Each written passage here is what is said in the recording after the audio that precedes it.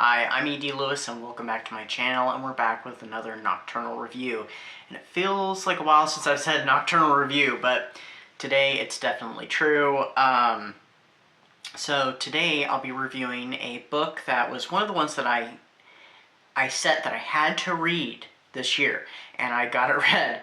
Unfortunately, at the time that I started it, at the very tail end, like the last day or two of April, and the whole month of May, I just crashed. I fell into a reading slump. I think it's because I put too much pressure on myself because of the events that I'd been doing this year. I did 2 reading events. I'm actually going to take part in another reading event next month. And I'm going to, try and do it without putting pressure on myself, so maybe it works out and I don't throw myself into another reading slump. But for the month of May, I only had planned to read like 2 or 3 books. I only got 1 book read, and I finished this book just a few days ago, and it is Dead Around Midnight by Joseph Hood. So here's the cover. It's an excellent, awesome cover. I love that.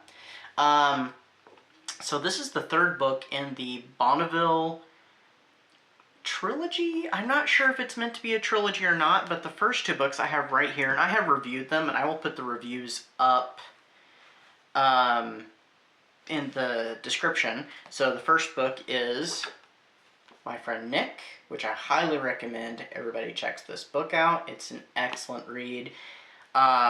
Shocking. Then, slightly shorter, The Bride of Warren, another excellent book. This one's kind of a road trip book. And finally, book number 3 that came out last year. I think it was in October, Dead Around Midnight. I'm not sure if I want to read the synopsis here and just kind of insert notes and stuff or not. But anyway, so like I said, this is the 3rd book in the Bonneville. I don't know if it's meant to be a trilogy, if there's going to be more books or not, but I think I heard that. I'm not sure. But it takes place in the state of Bonneville, a fictional state of Bonneville, and this one takes place right in the city. I cannot remember if book 2, The Bride of Warren, took place in Bonneville City yet or not. I can't remember. It's been a while since I read it, because I read it when it came out. But that's been a couple of years now. So this one is about Brenda Ross, and she's a private detective. She's retired from the Bonneville City Police Force. She kind of was forced into it due to an accident that happened, and it cost her her career. And she's been working as a private investigator for some years now. It's kind of seemingly going nowhere.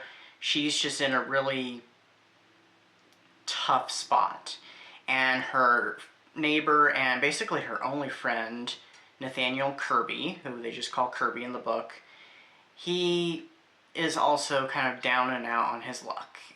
He's suffering from a divorce, and he's been kicked out of his home, so he's essentially homeless. They're both not in really great places. And when Brenda struggles to try and open up to her friend, because she's kind of closed herself off for many years now, for most of her life, her friend ends up stumbling upon a devastating murder. Well, the body from a murder. And this launches an investigation. The police department believe it's all drug-related, but Brenda is not so certain.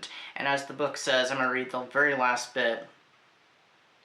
Together, Ross and her friend uncover something evil stalking the streets of Bonneville City. Although the motive for bloodshed is unclear, in pursuit, they begin to question if somewhere deep down there is a monster in all of us. And that last little bit, there's a monster in all of us, is something that appears in the book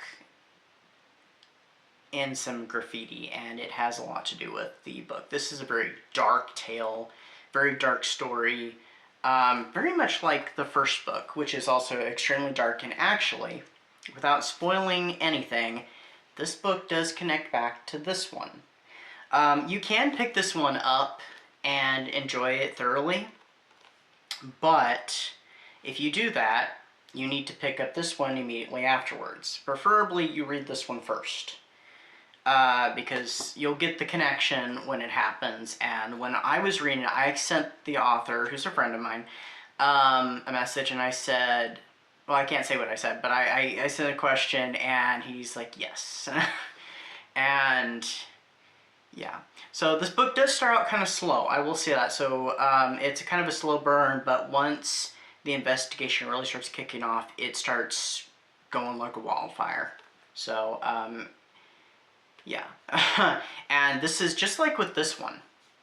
This one made me gasp at least once. This one made me gasp twice. I may have gasped twice with this one, I'm not sure.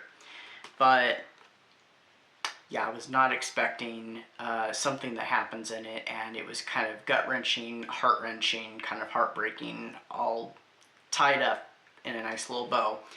But yeah, even though this is a slow burn, it is so worth it. So please do check this out. I gave it 4 stars. Excellent. I'd say out of all 3 books, this one's my second favorite. This one's my first favorite. And even though this one is in spot number 3, this one is also really good too. So, you know, indeed, check it out. Check out all these books, really. There was something else I was going to say about it, and I can't remember what it was. If I remember in my editing, I'll put a note of it somewhere on the screen. Maybe I'll just cut to a note screen, I'm not sure.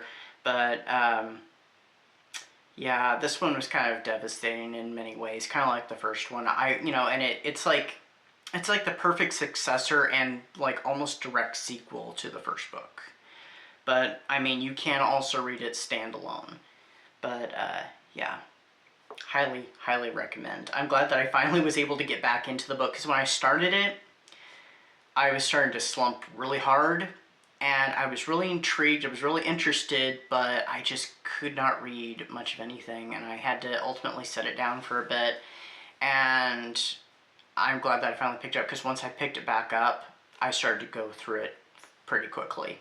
And, you know, I'm kind of a slow reader at times. Sometimes I'm fast, sometimes not as much. I got fast once I got back into the book, so cannot recommend any of these books enough. These books do not get much recognition, and they really need to get recognition. So check out Joseph Hood's newest book, Dead Around Midnight, as well as his first book, My Friend Nick, and his second book, The Bride of Warren. They are all excellent reads, and they tread that fine line between thriller and horror. Like the first book, I would consider it's a thriller, but it's also kind of a psychological horror. And the second book, a little more of a thriller. This book, another psychological horror / thriller. So, and all these books deal with very dark subject matter, very much the what's below the surface of each and every one of us. So it digs deep, and you really get to know these characters. And I just now remembered, now that I said that, what I was going to say. You really get to know Brenda, you really get to know Kirby. Brenda first, though, since she's the main character, and then Kirby shortly thereafter. You really get to know these characters and, you know, go through some of the stuff that they're feeling. What I was going to say, on my written reviews on like Goodreads, Amazon, and BookBub, I say that this is a terrifying and sinister read. I think that sums it up pretty well, because it is pretty scary.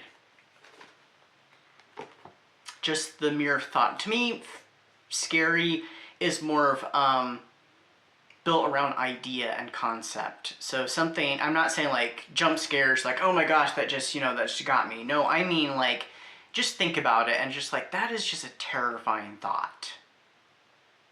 That something like this could happen. And something like this could happen. So it's very realistic. But anyway, I'm going to stop rambling. Do check out these books. And they're available on Amazon Kindle. I can't recommend them enough. And I know I've talked about some of them, like the first 2 in the past, and I brought them up in many videos. I kind of halted because I was figuring people were getting tired of it. Well, here we go. I'm ranting again about them. So do check them out, and I'll see you all very soon with another video. Until next time, stay safe, stay spooky, and until then, bye-bye.